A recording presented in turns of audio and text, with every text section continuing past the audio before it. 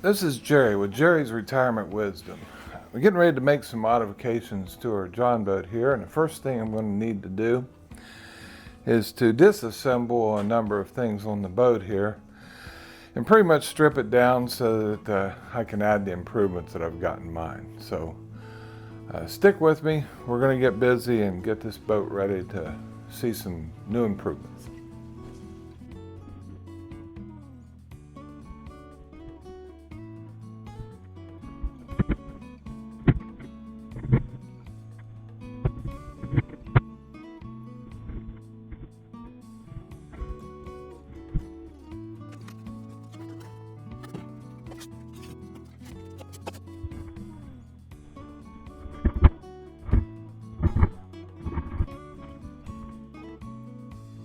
Well, we've pretty well stripped the boat back to its base.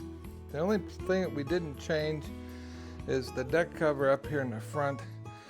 It holds the batteries and odds and ends under there, and really didn't need to be changed in any way. We're going to put rod storage in our boat. And in order to do that, I've made a pattern, and that pattern shows us where the hole locations are going to be for our rod storage. The next phase, we'll build lockers over the side of it so those rods can be put away securely. But what I have here is 1.25 inch inside diameter conduit pipe. And my plan is, using this template, we're going to put 5 rod tubes in our boat. The butt end, or the handle of our rod, will go in here about 6 inches. Then it'll be open here, but it's going to be built in eventually, but you won't need tubes for that. But starting right here, we're going to run a tube all the way down through here, and what that'll do is 6 inches in the front seat and 4.5 feet down through here, we will have 7 foot 10 inches of rod storage. They'll be out of the way, they won't get stepped on and that sort of thing like we've been seeing. We're going to use our calipers, and we'll find the outside diameter of a pipe, which would seem to be right there, and we'll lock that down. So we've got our outside diameter of a pipe, and I've got a hole saw here which is luckily almost exactly the same diameter, maybe just a hair larger, which is what we need. So it would appear that our outside diameter is about 1 3/4 OD. So let's get busy here and mark one of these holes and give it a test and see how it turns out. I've drilled a hole in the middle of one of my pieces that I cut out from my pattern. I'm going to center that right on one of these circles from our pattern, and that should allow me to mark the middle of that hole. I'm going to use a smaller pilot drill first to start our hole.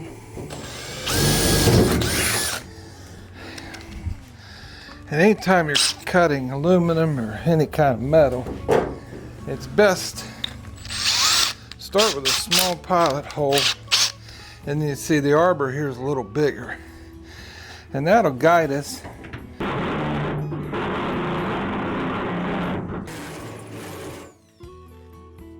The first piece is going to come through here and reach all the way to the back wall of that seat right there. That's 53.5 inches. So I'm going to cut this at 54 inches, because what we want to do is figure out how to expand the one end of this pipe that goes through the hole. We've marked our first piece at 54 inches, which is 4.5 feet.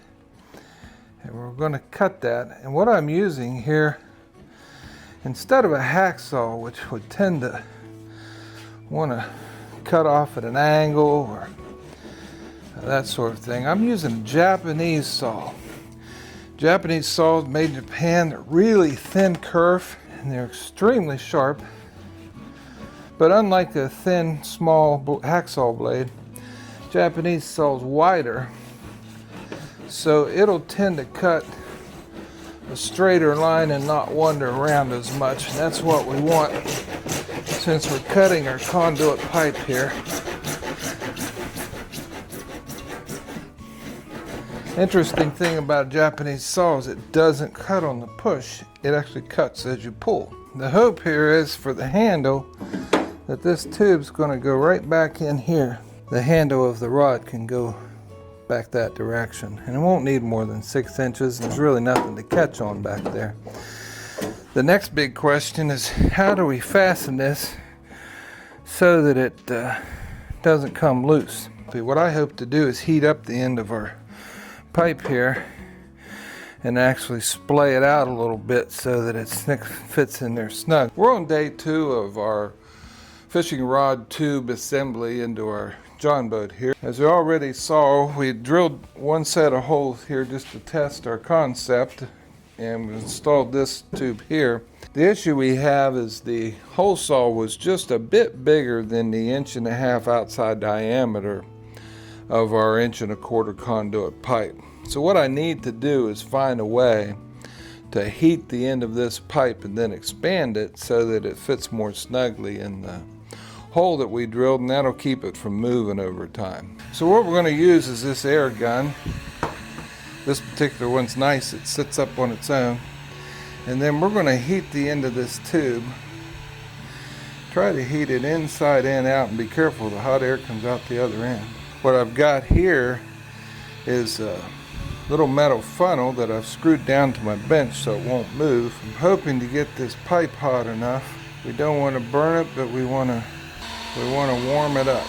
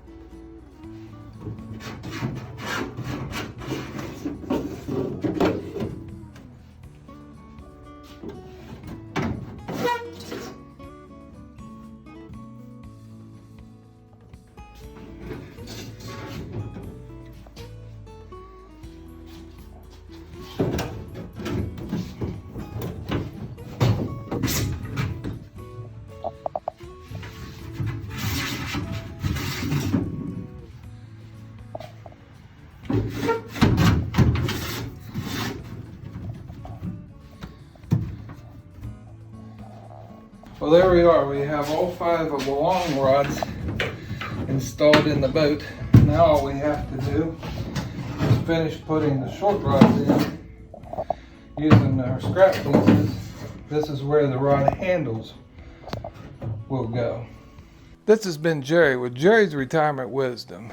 We've completed the rod storage system as far as the project goes. And if you'll recall, we've used 1/4 inch conduit pipe. We flared the ends and installed that into our boat here. Now you can take a fishing rod, slide that down through the long tubes here at the back of the boat, put your handle in the short tubes here at the front, and we've easily stored away our fishing rod. I've put the seats in place here just to show you how it might look, but we're not finished. I haven't bolted them down because there's going to be a part 2 to our video. I've still got some things I want to do with the decking. I want to hide these tubes and create some storage space. Might even have a special treatment for our power to our minnow bucket, and our you can even charge your cell phone with what I've got in mind. So that'll be coming up next. If you like our videos, be sure to like and subscribe. And we'll keep those videos coming. We'll see you next time.